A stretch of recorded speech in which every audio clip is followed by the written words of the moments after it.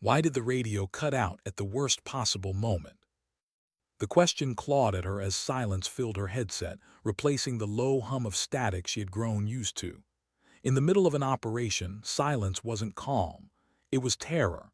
It was doubt pressing against her chest like a weight she couldn't shake off. She tapped the side of the headset once, twice, nothing. The channel was dead. The desert wind licked across her face as she crouched low behind the jagged ridge of stone, her rifle angled downward, her heartbeat climbing louder than any sound around her. The convoy was moving, slow but steady, kicking up trails of dust that blurred into the horizon. Her team was spread out, somewhere to her east and south. She couldn't see them now, couldn't hear them either. She whispered into the silence anyway. "Falcon 3, this is Raven, copy." No answer. Her lips pressed together. She could still move forward, she had her orders, her objective. But the truth was, nothing felt simple anymore. Orders on paper were one thing. Carrying them into the quiet spaces between life and death was another. And this mission, it wasn't just another mark on the board for her. It was personal. The team didn't know that, not really. She hadn't told them, not yet. She drew in a slow breath, steadying herself, fingers brushing over the scarred grip of her weapon like it was an anchor. Dust swirled, the taste of iron dry in her mouth. Below her, the convoy's lead vehicle paused at a bend in the trail, idling as if unsure whether to push forward. She waited for the voice in her ear to tell her the next move, to remind her she wasn't alone out here. But nothing came. Alone. She thought back to the briefing table just hours ago. How the room had hummed with chatter, men leaning on elbows, maps spread open like pieces of a puzzle only they knew how to solve. She had been there too, quiet, listening, waiting to speak. And when she finally did, her words were met with silence, as though she hadn't said anything at all. One of them had even looked past her to ask another man the same question she had just voiced. It wasn't anger she felt then. Not exactly. More like weight, the weight of being unseen, of carrying knowledge in her chest and having no one notice. She never corrected them, not at the table, not ever. But she carried that silence with her now. And she promised herself, promised her younger self, the one who had sat on a porch step years ago waiting for someone who never came home, that she wouldn't let silence define her again. The convoy moved forward. She shifted her scope, tracking the lead vehicle. Her hands were steady, though her chest felt tight. The trigger was an old friend. The mission, a burden she couldn't set down. Still, the silence haunted her. Where were they? Why hadn't the team checked in? A small flicker of fear rose. What if something had already gone wrong? What if she was the only one left to see this through? She pushed the thought aside, but it lingered in the corner of her mind, gnawing. Down the trail, a soldier leaned out from the second truck, scanning the ridge with wary eyes. She shifted back, pressing herself against the rock, heart pounding.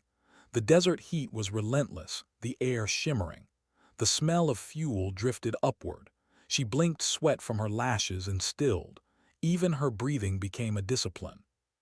The soldier looked, then disappeared back into the truck. Engines roared again.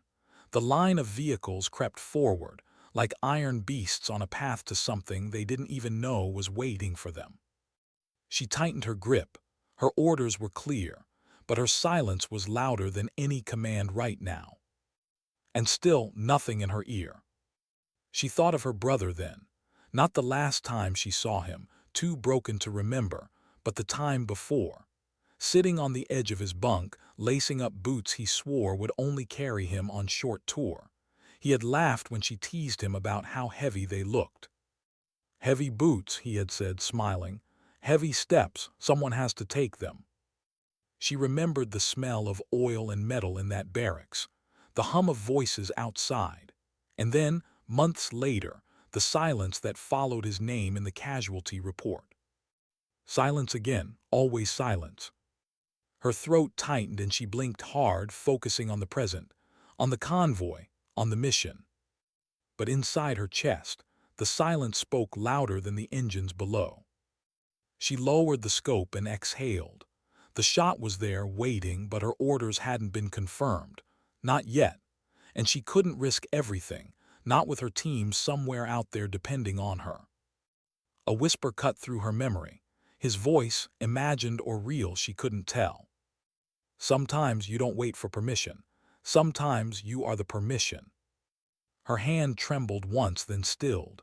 She looked again through the scope, target locked, her radio still dead. And yet, her actions would have to speak now. She squeezed the trigger. The crack split the silence. The lead vehicle jerked, tires shrieking, metal grinding as it veered off the trail. Dust exploded upward, voices shouted, chaos bloomed. And still, no voice in her ear. She ducked lower, heartbeat hammering, eyes darting for movement. She wasn't reckless. She knew the risk. But in that one moment she chose not to let silence bury her again. Something stirred in the corner of her vision, movement down the ridge, a flicker of light. She froze. It wasn't her team, too close, too exposed. Her chest tightened. Were they already compromised? A burst of gunfire tore into the air, echoing off the rocks. She pressed herself flat, dust biting her tongue, grit grinding between her teeth. The convoy erupted, soldiers spilling out, shouting, firing at shadows they couldn't see. And in the middle of it all she stayed still, silent, invisible. Her radio was dead. Her team was missing. And she was left with nothing but the promise she had made to herself long ago. No one would carry her voice, only her actions. And if her actions failed? She closed her eyes for a breath, steadying. The answer lingered unspoken. The desert wind roared in her ears. The silence pressed harder. She shifted, crawling along the ridge, each movement measured, each heartbeat louder than the last. She could still move forward. She could still be more than the silence. But what she didn't know, not yet, was that someone had been watching her all along. Who was watching her? The question hit harder than the echo of gunfire below. She felt it before she saw it, that prickle at the back of her neck, the instinct no soldier ignored. Slowly, carefully, she shifted her eyes without moving her head. There, a glint, faint, almost swallowed by the sunlight, flashed from the ridge opposite hers. It could have been rock, or glass, or the kind of reflection only a scope makes when it catches the sun. Her breath caught. Someone had eyes on her. The convoy below scrambled, soldiers firing into dust clouds, shouting in a language she didn't understand but a tone she knew too well. Orders, panic, fear. They didn't know where she was, but someone did. She pressed her cheek against the stock of her rifle, squinting through the scope. The ridge was far. Heat shimmered, bending the air into waves. For a moment it looked empty, and then just barely she saw movement. A silhouette prone, a rival sniper. Her pulse thudded in her ears. She had seconds. She adjusted her aim, steadying. But before she could line up the shot, her radio crackled once. A burst of static, faint, then nothing. Her breath faltered. Someone was trying to reach her, or maybe someone was trying to jam her. Her finger hovered on the trigger, and in that pause, memory slipped in. She remembered her first time on the range years ago, back when she was just a candidate, untested. The instructors had lined them up, rifles heavy, targets far. Most missed. She had missed, too, her first shot buried deep into dirt nowhere near the paper. The men beside her had laughed, loud enough for her to hear, even though the instructor hadn't. But she had reloaded, stared down the scope, steadied. And on her second shot the round had pierced dead center. Silence followed, the good kind, respect wrapped in quiet. She had learned something that day. Not about rifles, about people, how quickly they dismissed, how quickly silence turned to weight, and how fragile it was to earn it back. Now, lying against this sun-scorched rock, she felt that same weight again, the same choice. Her rival was patient, still, waiting for her to move, waiting for her to make the mistake. She inhaled slowly, exhaled slower, counted the beats between her heart. Then she rolled slightly left, kicking a fragment of stone loose, letting it tumble. A small distraction. The rival fired. The round cracked past her, sparking stone inches from her face. Too close. But in that instant she had seen it. His scope's glint again, his position exposed. She fired. The recoil pushed into her shoulder. She didn't wait to see if it landed. She shifted again, crawling to a new position, dust clinging to her arms, her mouth dry with adrenaline. Then silence. The rival didn't fire back. No movement, nothing. She stayed low, listening. Every second stretched. The convoy below had regrouped, their engines roaring again, but her focus stayed on that ridge. Finally, she saw it. A figure slumping, a hand twitching once, then still. Her chest rose with relief, but it didn't last. Because if one had eyes on her, there could be more. And her team, still nothing. She pressed her lips together, then slid back from the ridge, moving carefully through the jagged terrain. She needed to reposition. She needed answers. As she moved, her mind replayed the last mission before this one. Different valley, different targets, same silence. She remembered Corporal Hayes, loud, always joking, the kind of soldier who filled empty space with laughter. He had a photo folded into his helmet liner, edges frayed. A wife and a newborn he'd only seen once before deployment. One night in the dark between patrols, he had told her quietly, "You know what scares me? Not dying. Dying before she remembers my face." He hadn't made it back. The silence in her headset now echoed with his absence, too. She gritted her teeth and kept moving. The terrain narrowed, stone walls pressing in, funneling her toward a path that overlooked the valley. From here she could see further, the convoy spreading, soldiers fanning out, searching. They were cautious now, slower. But something else caught her attention. Smoke. Thin, rising in the distance, curling into the hot air, not from the convoy, from the east. Her chest tightened. That was where her team had been. She crouched low, pulled the small monocular from her vest and raised it.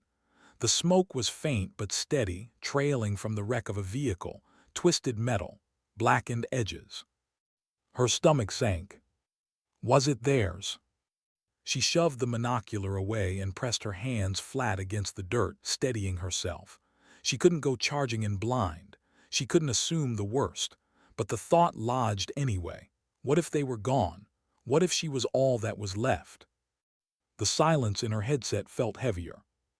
For a moment she thought about pulling the earpiece out, about accepting the silence instead of fighting it. But then, another crackle. This time clearer, a voice, weak, distorted, but familiar. "Raven, hold." Her heart jumped, she pressed the transmit. "Falcon, say again." Static, a cough, then "East, we're pinned." Alive, they were alive. She exhaled, the relief sharp enough to sting her eyes. They were out there, and they needed her. She slid the rifle across her back, adjusted her pack, and started moving east. Each step was deliberate, controlled, but her mind was racing. How many were left? What had hit them? How close was the convoy now? She didn't know. But she knew this. She couldn't let them fall. Not after Hayes. Not after her brother. Not after all the silences she had carried. As she moved through the canyon, the light shifted. Shadows stretched longer, harsher. The air cooled slightly, but her skin burned with focus. Every sound sharpened. The crunch of gravel under her boots, the whisper of wind against stone, the faint echo of distant gunfire. Then she heard it, not distant, close. A groan. She froze, crouched, scanning. Ahead, tucked against a rock, was a figure in uniform. Blood stained the sleeve, a soldier, her team. She rushed forward, sliding to her knees beside him. Sergeant Morales, his face pale, eyes half closed but alive. He blinked at her, tried to speak. Radio gone, ambush, his voice cracked. She gripped his shoulder firm. "Stay with me, where's the rest?" He pointed weakly toward the rise. 3, still up there, holding. She nodded, swallowing hard. "I'll get you out, but first I finish this." His hand caught her wrist. weak, trembling but insistent. "Don't leave me like him." Her chest tightened. She didn't need to ask who he meant. Hayes, the silence he left behind. She squeezed his hand, gently prying it free. "You're not alone, not this time." She laid him back against the rock, securing his position, then turned toward the rise. Gunfire cracked again in the distance. Shouts followed. The fight wasn't over. Her radio was barely alive. Her team was hanging by a thread. And she was the only one close enough to tip the balance. She adjusted her rifle, checked her mag, and started climbing. And somewhere in the back of her mind, she heard her brother's voice again. "Sometimes you don't wait for orders. You are the orders." Why hadn't they broken yet? The thought struck her as she pressed herself against the canyon wall, climbing inch by inch toward the rise. Gunfire echoed above, sporadic but relentless, cutting through the desert air like a hammer against steel. Her team was outnumbered, surrounded, and still they held. But for how much longer? She pulled herself onto a narrow ledge, chest rising and falling with steady discipline. She scanned the slope ahead. Dust clouds kicked up, faint flashes of muzzle fire at the ridge line. Shadows moved against the sun. Too many. Her team was pinned hard. She adjusted her pack, fingers brushing against the worn leather patch stitched onto the shoulder. Not regulation, not standard, just something she had sewn herself. A piece of her brother's old jacket, frayed, torn, but his. She carried it like an oath. She blinked, pushed the memory back, and raised her rifle. Through the scope, she saw them, two men crouched low behind boulders, firing carefully but desperately. Sweat glistened on their faces, dirt streaking their skin. Exhaustion was etched into their movements. Falcon team, what was left of it? Her throat tightened. She searched for the third. There, across a gap, lying flat, blood smeared across his helmet but alive. Barely. He shifted, firing a burst, then slumping again. Her jaw clenched. She couldn't waste time. She took aim at the nearest enemy rifleman, breath slow, finger steady. One shot. Clean. The man dropped, his weapon clattering down the rocks. She shifted instantly. Second shot, another target down. The team moved at the sound, their heads snapping toward the ridge where she lay. Recognition flickered across one face. Relief, sharp and raw, before he turned back to fire again. She exhaled, keeping her position, every movement precise. 3 more shots, 3 more threats dropped. The pressure on her team lightened. But then the return fire shifted toward her. Bullets sparked against stone, dust stinging her eyes. She ducked, crawling back from the ledge as shards chipped off around her. The enemy had spotted her. She slid down to a hollow, lungs burning, ears ringing. Silence pressed again, not from the world but from inside. That old weight. She remembered another silence. A kitchen table, the clock ticking. Her mother sitting across, eyes hollow, a letter folded in her trembling hands. Her brother's name typed neatly at the top. KIA. Her mother hadn't spoken for hours, just silence. The kind that swallows everything, the kind that breaks what's left. It was that silence she fought now. She rose, teeth gritted, and repositioned. She didn't need orders. She didn't need permission. Her actions would have to speak louder. She fired again, methodical, forcing the enemy to scatter. She bought her team a breath. And in that breath she heard it, faint but real, her radio. "Raven, we see you." She pressed transmit. "Copy, sit tight, I'm moving in." Static, then strained but firm. "We're low on ammo, 2 mags left between us." Her gut tightened. That wasn't enough to last minutes, let alone survive. She scanned the canyon. Options were few. She could keep covering from here, thinning the numbers, but it wouldn't be enough. Not before her team bled out. She needed to break the pattern, shift the balance. Her eyes caught movement, a side path, jagged but climbable, that led above the enemy's position.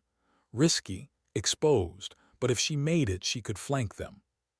She inhaled once, then moved. Every step was a negotiation with gravity and silence. Her boots scraped rock dust slipping beneath her, but she pressed upward. The gunfire below masked some of her movement, but not all. Twice she froze, heart pounding as enemy eyes swept near. Twice she waited, still as stone, until they turned away. And in those pauses, the weight of memory pressed in again. She thought of training days, the long runs with blistered feet, the moments she almost quit.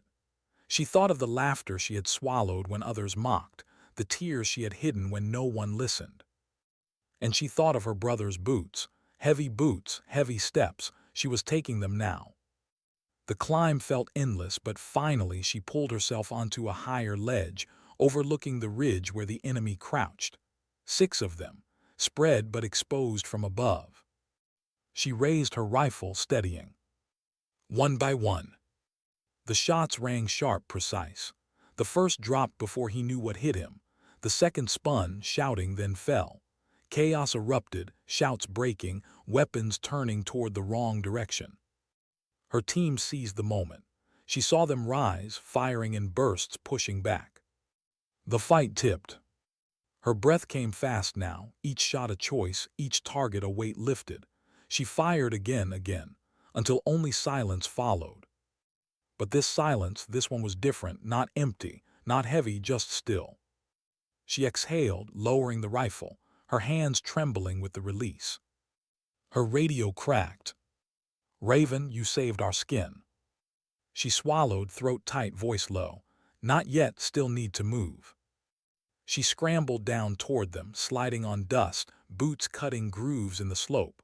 When she reached the bottom, they were waiting, exhausted, bloodied, but alive. One of them, Corporal Singh, smiled weakly, dirt streaking his face. "Thought you were a ghost." She managed a thin smile, close enough. They chuckled, the sound jagged, weary, but human. She crouched beside the wounded soldier, checked his pulse, then pressed bandages against the bleeding. His eyes fluttered open, locking on hers.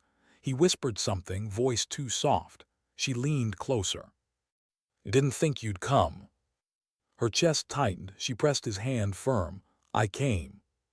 For a moment the world narrowed to that grip, that voice, that fragile thread of belief. And then the sound of engines roared again. Her head snapped up, dust clouds on the horizon. The convoy, they were moving fast, closer now. Her brief victory fractured into urgency. They weren't safe yet, not even close. She stood scanning the canyon, her mind already racing. They were low on ammo, low on strength, and the enemy was coming. The silence she carried shifted again, not absence but a question. What now? Her team looked at her, not for orders, just for direction, for hope. She drew in a slow breath, the kind you take when you know the weight of silence can only be broken by action. And in that moment she realized, whether she wanted it or not, she was the one holding it all together. What chance did they really have? The question pressed against her as she watched the convoy dust bloom larger on the horizon. Engines roared closer, louder, the sound crawling through the canyon like thunder before a storm. Her rifle felt heavier now, not from weight but from truth. They were too few, too spent. She crouched, pressing bandages against the wounded soldier's side, her hands steady even as her thoughts wavered. The blood seeped through fast. His breathing was shallow, his eyes fluttering.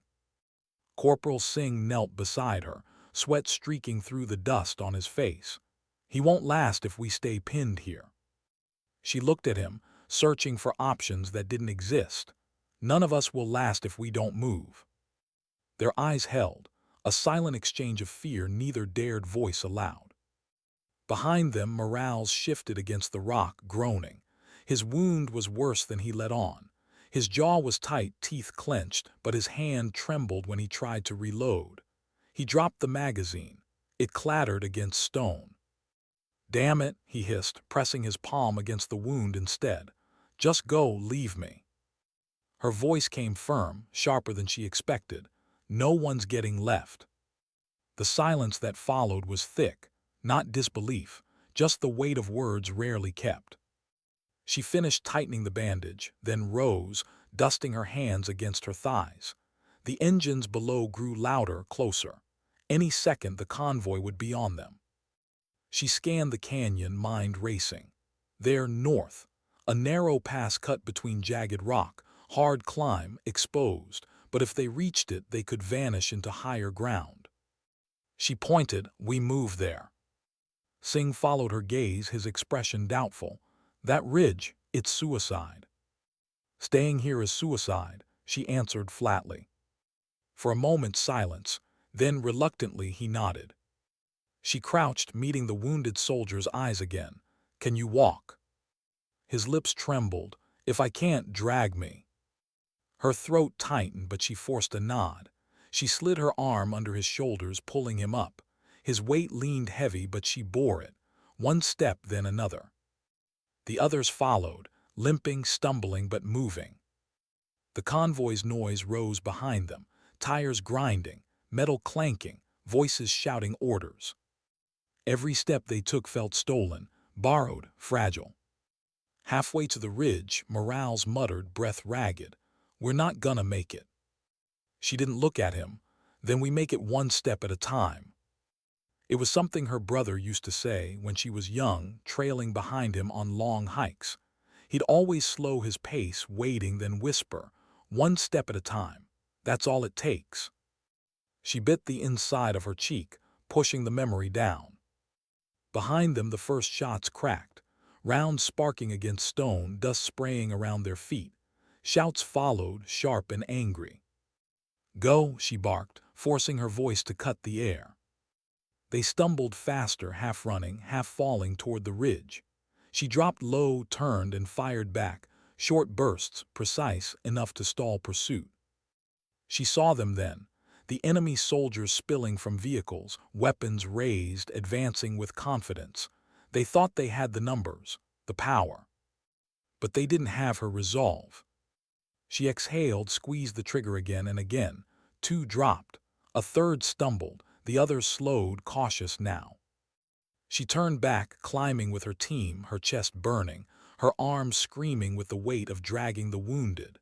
Singh reached out, hauling them over a ledge. Morales pushed weakly with his good arm, teeth gritted. The ridge was closer now, but so was death. Her lungs burned. Every sound sharpened, the scrape of boots on rock, the labored breathing, the gunfire snapping closer. She could almost taste the grit in the air.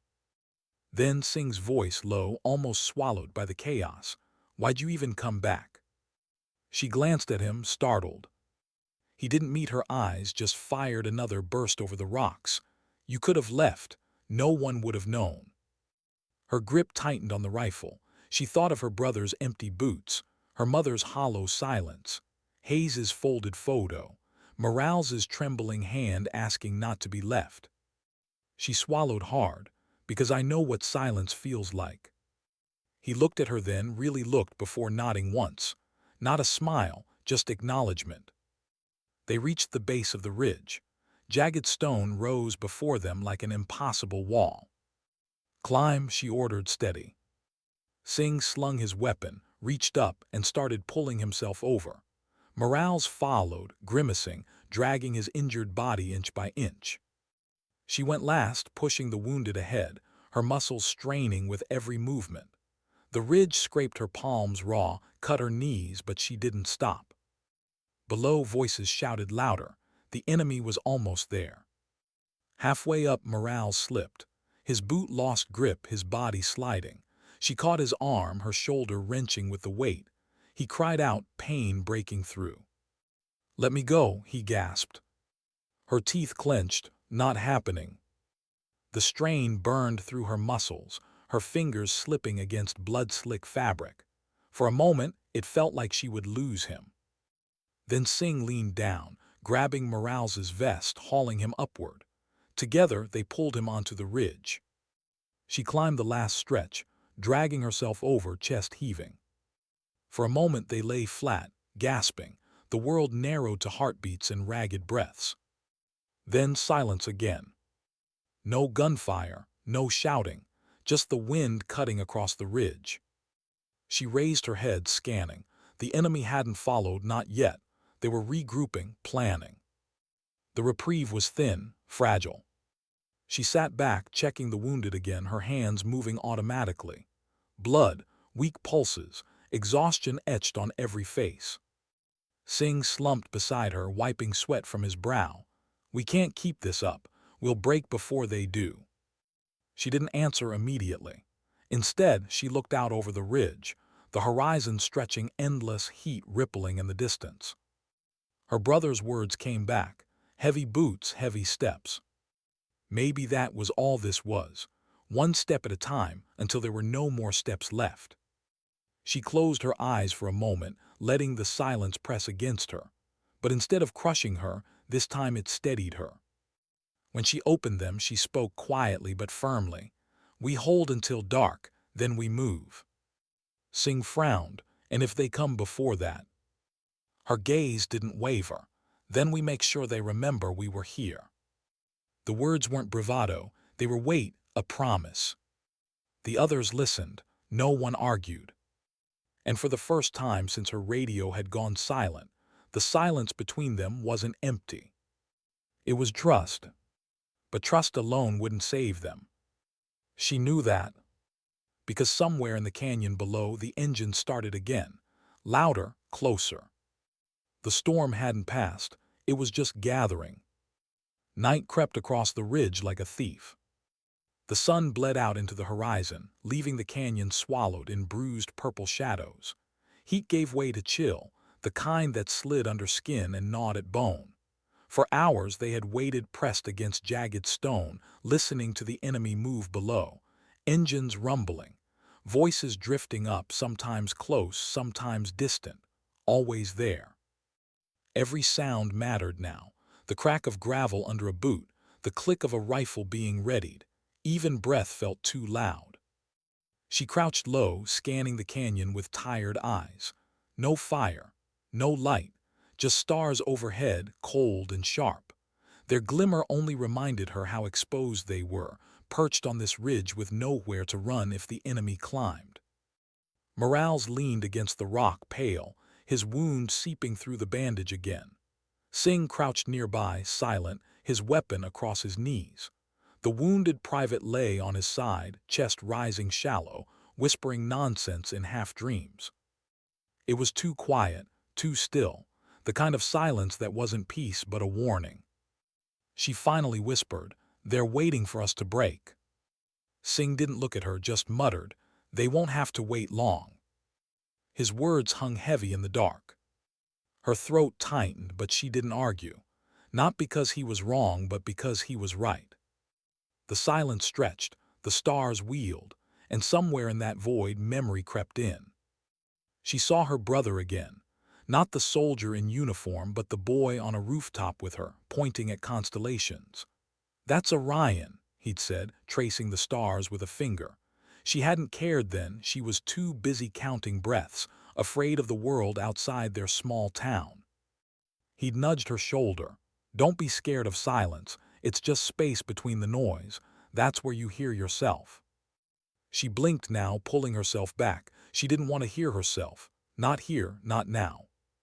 But silence had a way of forcing its truth. "Tell me something," Morales rasped, suddenly breaking it. His voice was weak but stubborn. "Why'd you really come back?" The question was a knife. She didn't answer at first, just stared into the canyon where shadows shifted like ghosts. "Because I promised him," she whispered finally. "Promised who?" Singh asked. She swallowed. Her brother's face rose sharp in her mind. "My brother, he didn't come back. I said I'd finish what he couldn't." The words fell heavy, raw. For a moment no one spoke. Then Morales chuckled, low and bitter. "Guess we're all ghosts chasing promises." His laugh turned into a cough. Singh leaned forward, checking him, but Morales waved him off. "You?" Morales asked Singh, eyes narrowing. "What's yours?" Singh shifted uncomfortably, then muttered, "A daughter, haven't seen her in a year. She thinks I'm a hero. If I don't make it back," his jaw tightened. "I don't want her last memory to be a folded flag." Silence again. It wasn't empty this time. It was full of lives, of promises, of things too fragile to carry but too heavy to drop. Finally Singh asked her almost softly, "And if you die here, what then?" She stared at the stars, forcing her voice steady. "Then at least the silence won't be wasted." Below, the canyon answered with noise. Engines revved, orders shouted, metal clanged. The enemy was moving again. Her body went rigid. She leaned forward, scanning the dark. Lights flickered below, torches, flashlights, sweeping beams cutting across stone. The convoy was reorganizing, preparing. Her pulse quickened. This was it. Singh shifted, weapon ready. Morales gritted his teeth, forcing himself upright despite the wound. Even the half-conscious private stirred, mumbling. She raised her hands, steady, quieting them. Her heart hammered, but her voice was calm. "Not yet, we wait." It was torture. The sound of boots echoed through the canyon. Shouts barked commands. Metal rattled. Every instinct screamed to fire, to move, to do something. But she held them still, breath shallow, hands gripping her rifle so tight her knuckles whitened. Then came the silence again. The enemy stopped. Lights held steady, voices hushed. Waiting. Her chest tightened. It was a standoff in the dark. Who would move first? The wounded private whimpered too loud. She pressed a hand over his mouth, firm but gentle. His wide eyes met hers, pleading, afraid. She whispered, "Breathe slow, quiet." He obeyed barely. Minutes dragged like hours. Sweat chilled against her skin. Her muscles ached from stillness. Every sound sharpened her heartbeat, the wind, a pebble skittering down the ridge. Then faintly a voice in the canyon called out. Not a command, not a shout, a taunt. "We know you're up there." Her blood ran cold. The voice echoed, mocking. "No one's coming for you, you're already dead."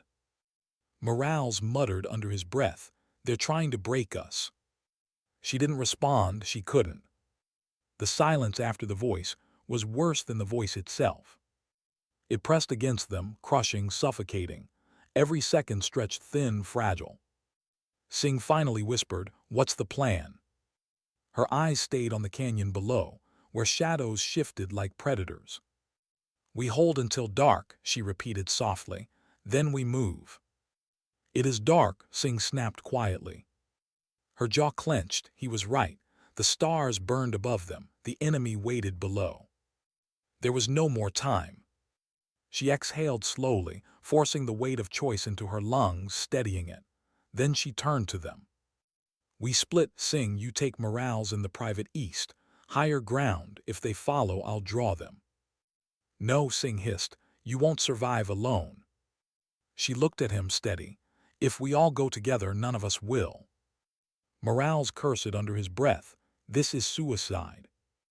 "Everything since that radio went dead has been suicide," she answered. The silence after her words wasn't empty this time. It was agreement, bitter, unwilling but true. Singh's jaw flexed, his eyes burned, but he nodded. And in that moment, under stars sharp as glass, trust was sealed in silence. She checked her weapon one last time, slid the last magazine into place. Her fingers brushed the worn tag hanging from her neck, her brother's name etched into metal. Then she whispered, "When you hear me fire, move, don't look back." The canyon below stirred, lights shifted, boots moved. The storm was coming again, and she was ready to answer it. The first shot broke the silence like glass. Her rifle cracked once, sharp and clean, echoing down the canyon walls. Then another. Two shadows fell below, torches dropping from their hands, flames sputtering against stone. The enemy roared in response, voices clashing in confusion and fury. Above them she was already moving, sliding down one ridge, darting across shadows, firing again. Not to kill them all, just enough to look larger, louder, closer than she was, to make them believe the fight lived here with her. Behind her, Singh and the others slipped east, climbing, dragging Morales and the private toward higher ground. She never looked back to see if they moved. She trusted the silence to answer her. She pressed herself into the stone, chest heaving, rifle hot in her hands. The canyon lit with muzzle flashes below. Bullets snapped against rock, shards stinging her cheek. Dust filled her throat. She swallowed it down, moved again. Every shot was a heartbeat, every pause a choice. She fired, then ducked, letting her echoes scatter like ghosts. Then she slid deeper into shadow, using silence as cover. But silence didn't last. It never did. A flare burst overhead, bathing the canyon in white fire. Shadows shrieked away. The world turned to daylight for one brutal minute. Her stomach clenched. She sprinted, diving behind a jagged boulder as rounds ripped past, sparking stone. The flare hissed down, spinning, fatting. Darkness crept back, thicker now, but they had seen her move. Voices rose, boots pounded the stone, they were climbing. Her lungs burned. She pressed her back to the rock, rifle steady, waiting. The first head crested the ridge, she fired. The body tumbled backward, screams echoing. More came, always more. She felt the weight of every trigger pull. Not numbers, not statistics. Just men, faces she couldn't see but could imagine. Eyes wide, hearts pounding just like hers. She whispered to herself, words almost prayer. Not today, not yet. Another flare popped. She rolled, dust choking her as fire chewed the rock where she'd been. She rose to one knee, firing back, then darted low, shifting again. Her brother's voice came back to her. The silence between shots, that's where you decide who you are. She wanted to believe it, but tonight the silence was only heavy. A round clipped her shoulder. She spun, pain ripping white through her nerves. She slammed against stone, teeth clenched, biting back a cry. Blood spread warm down her sleeve. For a moment the world wavered. The canyon tilted. She thought of giving in, of letting it be over. Then she saw Singh's face. Morale's clutching his side. The private whispering nonsense in fevered dreams, depending on her silence to speak for them. She dragged herself upright, chambered another round, and fired. Far to the east, Singh heard it, the shots echoing back, steady, defiant, each one telling him she was still alive, each one telling him to keep moving. He cursed under his breath, adjusting Morale's weight across his shoulder. The private stumbled beside him, weak but moving. The ridge was steep, cruel. The rocks bit at their hands, but they climbed. Behind them, the canyon lit in fire and shadow, a war of one against many. Singh whispered into the night as if she could hear, "Hold on, just hold on." Back in the canyon she was running out of ammo, out of strength, out of silence. She ejected the last magazine, slammed it in, counted the rounds, counted breaths, counted stars. They were closing in. She could hear them now, boots crunching, voices low, circling. She steadied her breath, listened, waited. The first shadow emerged, she shot. The second followed, another shot, then a click, empty. Her chest froze, no more. They surged forward. She swung the rifle like a club, the stock cracking against a jaw. She grabbed the fallen man's pistol, firing point blank. The recoil snapped her wrist, but she didn't stop. She became silence and violence woven tight, every motion a scream her lips never made. And then suddenly stillness. The canyon hushed, boots slowed, voices retreated, fading into the dark. She crouched low, pistol shaking in her hand, eyes wide, breath ragged. Why had they pulled back? Why stop when she was one breath from breaking? She scanned the shadows. Nothing, no movement, only silence. It pressed heavy, suspicious. Silence was never empty. Silence meant something. She stayed crouched, waiting. Seconds stretched. Minutes crawled. Her arm throbbed. Blood seeped steady. Then she realized the silence wasn't for her. It was for them. They stopped chasing her. They'd shifted east, after Singh, after Morales, after the private. Her stomach dropped. She forced herself up, every muscle screaming, and stumbled toward the ridge, toward them, toward the family she had promised herself she'd protect. Every step was fire, Every breath knives, but she moved. The canyon was quiet now, too quiet. And silence had become the most dangerous sound of all. She stumbled forward, every step tearing at her shoulder, every breath burning like coal in her lungs. The canyon was behind her, but its echoes still clung to her skin, gunfire, shouts, the sound of bodies falling. Now only silence stretched ahead, the kind that wasn't peace but a warning, a trap waiting to spring. Somewhere in that silence, Singh and the others were moving, and somewhere else the enemy was too. Her boots slipped on loose stone. She caught herself with her good arm, pain sparking white-hot down her injured side. She forced it down, gritting her teeth. She had no time to bleed. She pressed on, eyes straining in the dark, ears tuned to every crack of rock, every shift of wind. Twice she froze, certain she'd heard movement, but the night gave nothing away. Only silence. She hated it now, hated how it pressed into her, how it refused to tell her what it knew. She whispered into it as if the stars themselves were listening. Not them, take me, not them. Far ahead, Singh cursed under his breath, dragging morals higher up the ridge. The private stumbled beside them, delirious, whispering fragments of prayers his mother used to say. Keep moving, Singh hissed, though his own legs trembled. His throat was raw from thirst, his arms numb from carrying too much weight. But he didn't stop, couldn't, because every time the silence grew too thick, he imagined boots breaking it, boots that weren't hers. Morales groaned, head lolling against Singh's shoulder. Leave me, he muttered weakly. Shut up, Singh snapped. You're not dying on my back. Morales tried to laugh, but it broke into a cough. Blood flecked his lips. Still, he whispered, she better be alive or this is for nothing. Singh didn't answer. He couldn't, because in his gut he wasn't sure. Back in the dark she heard them. Finally, not Singh, not the others, the enemy. Voices carried faint on the wind, sharp, clipped, methodical. Moving east, always east. Her pulse thundered. They were close, too close. She dropped low, crawling across gravel, ignoring the sting in her hands. Through a gap in the rocks she saw them, silhouettes moving like shadows, disciplined, sweeping the ridge. Hunting! And ahead, not far now, Singh was leading the others straight into them. Her chest clenched. She had no rifle, only the pistol she'd stolen, half empty. She had no strength left. Her vision blurred at the edges, blood lost tugging her down. She could stay hidden, wait for the enemy to pass, save herself. But she saw Singh in her mind, his jaw tight, carrying Morales as if the weight was his punishment. She saw Morales, laughing even as he bled, holding on with sheer spite.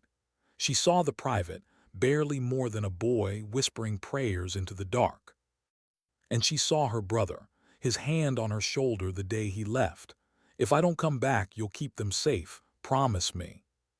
She promised. Her hand tightened on the pistol. Her breath slowed. She could hear them now. Singh, Morales, the private, their footsteps dragging against stone, the enemy closing in on them like wolves circling prey. It would happen in minutes, maybe less. She closed her eyes for a heartbeat, felt the silence pressing in, felt the choice sharpen like a blade against her skin. Then she stood. Her legs wavered, but she forced them steady. She stepped out from the rocks, into open ground, into the starlight. Her voice cut through the night, low but sharp. Here, I'm here. The enemy froze, head snapped toward her, guns lifted. Singh heard it too. His blood ran cold. He spun, eyes wide, catching the faint outline of her in the distance. No, he whispered, knowing what she'd done. The canyon erupted again, shouts, boots pounding, muzzles flashing. She raised the pistol, steady despite the shaking in her arm, fired once, twice, every shot a flare pulling them to her, dragging death onto her back instead of theirs. Bullets ripped the earth around her.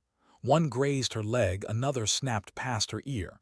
She didn't flinch, she didn't move. She was the silence no longer. She was the noise, the beacon. Behind her, Singh shouted, "Move!" dragging Morales harder, forcing the private up the ridge. His throat burned with guilt, with rage, with gratitude he couldn't admit. She kept firing, kept shouting, kept pulling the storm into herself. And when the pistol clicked empty, she didn't lower it. She just stood there, chest rising slow, daring the silence to end her. The night held its breath. The enemy closed in. And she waited. The night broke open in fire. Bullets cracked the air, sparks leaping from stone. Dust filled her throat, stinging her eyes. But she stood there still, pistol raised though it was empty, a silhouette against the stars, a dare. The enemy shouted, their voices jagged in the dark. Some fired wild, others advanced steady, rifles aimed true. She felt the bite of pain in her leg, another graze across her ribs. Her body staggered, but her will did not. She refused to fall. Behind her, Singh dragged Morales higher, the private stumbling at his side. They moved faster now, desperate, fueled by the knowledge of what she was doing. Singh's lungs burned, but his rage burned hotter. "Don't you dare stop," he hissed to Morales, who groaned in pain. "She's giving us this. You don't waste it." Morales coughed blood, but his lips curled into a broken grin. "Damn woman's louder than all of us put together." Singh didn't answer. His throat was too tight. Back on the ridge, she pressed her shoulder against stone, chest heaving, listening as the footsteps drew closer. She slid the pistol into her belt. Fingers trembling, she pulled her brother's tag from beneath her shirt, clenched it in her fist. For a moment the world fell away. The gunfire, the shouting, the pain. She was back on that rooftop with him, staring at constellations, his voice soft in the quiet. "Don't be scared of silence. That's where you hear yourself." She whispered into the night, voice raw. "I hear you now." Shadows moved. A figure climbed the ridge, rifle leveled. Another followed. She didn't raise her gun. She just stared at them, unflinching. One hesitated, just for a second. Maybe it was the look in her eyes. Maybe it was the madness of someone standing tall when every reason said to kneel. That second was enough. Singh's rifle cracked from the ridge above. The soldier fell. Another shot followed, then another. Singh had found his line of sight. The canyon lit again, but now the fire was shared. Singh covering her, she covering them, even with nothing left to fire. The enemy faltered. They had expected prey. Instead, they found a wall. The fight raged in fragments. Shots in the dark, bursts of light, silence in between. She crawled low, dragging herself closer to Singh's line, every breath agony, every inch earned. By the time she reached him, her arms were shaking, her vision blurred. But she saw his hand reach down, gripping hers, pulling her up.